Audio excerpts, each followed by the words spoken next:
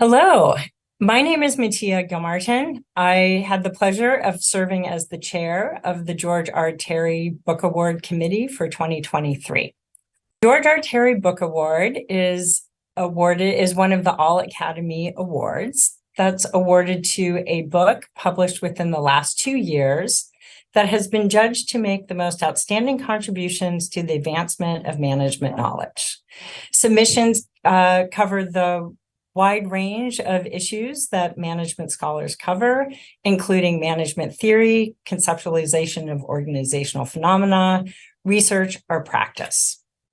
This year, we had the opportunity to review over 60 submissions that covered a wide range of topics that are of concern to the scholars in the Academy of Management.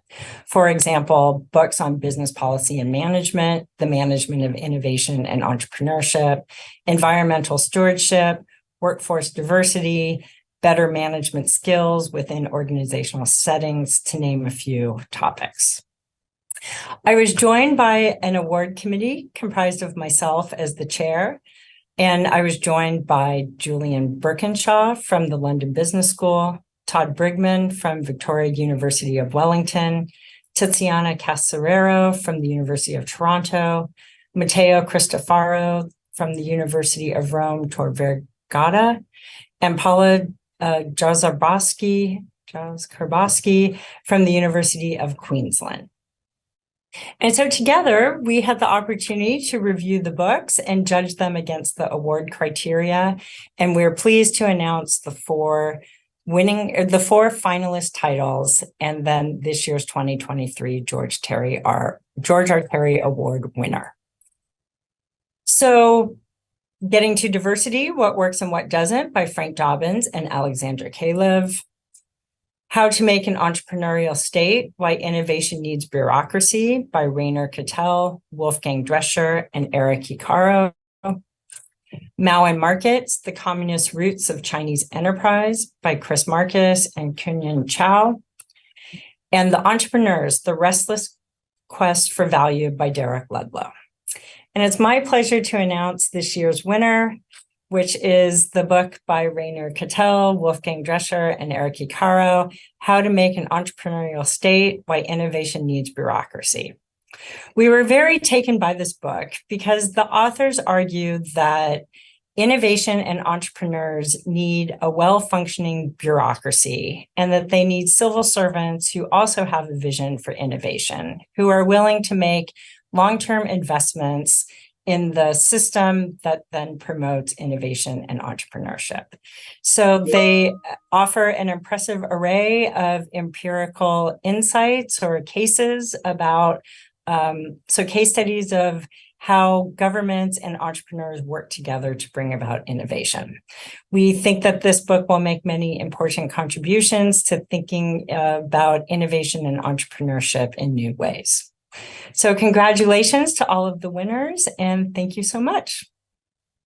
Yeah, so first of all, many thanks to the Academy of Management for this prize. We are very, very grateful to receive this, and of course, very happy to share our reactions to that as well. So first of all, a few words about the book. So the book is really about entrepreneurial state and how do you actually build and implement something like an entrepreneurial state.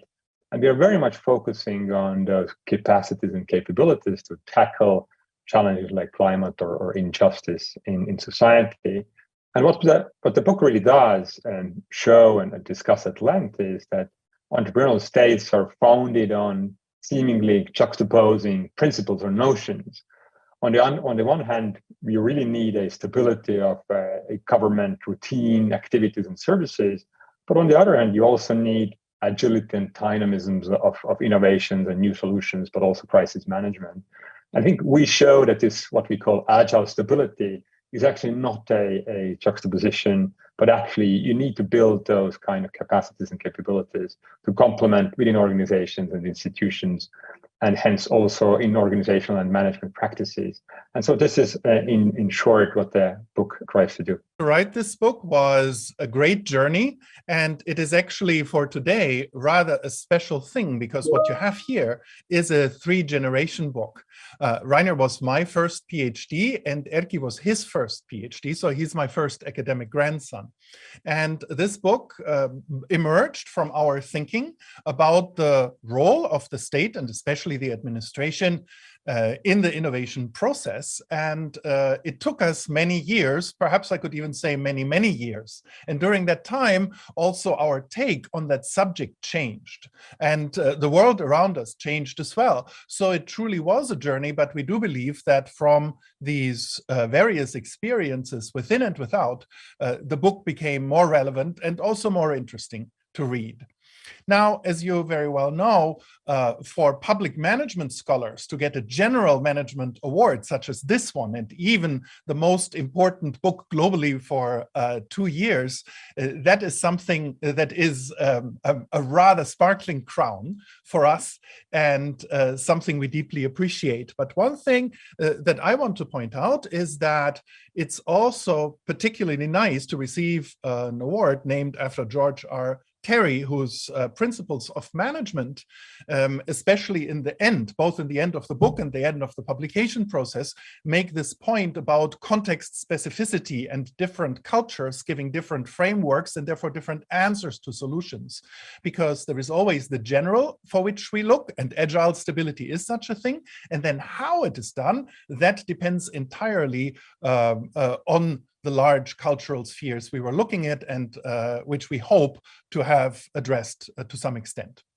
And as final remarks, I think there are many people we would all collectively like to thank, especially also from our own departments that we come from. So from TalTech, from School of Business and Governance, and Ragan Nurkse Department of Innovation and Governance. And Rainer, of course, would want to thank the UCL Bartlett and Institute of Innovation and Public Purpose. But I think, as already Wolfgang mentioned, one of the biggest thanks we want to give is actually to the Academy of Management, because really this was very unexpected for us, because when we started to write this book, we were probably writing it for innovation scholars to teach about them about public administration, and later we started to think about how do we teach about innovation to public management people. And now having recognition by the Academy of Management and the committee that selected us for us, it's been especially surprising and happy event for us. So yeah, that is the biggest thanks we want to give to the Academy, and we wish you all a fruitful conference ongoing as of now. Thank you.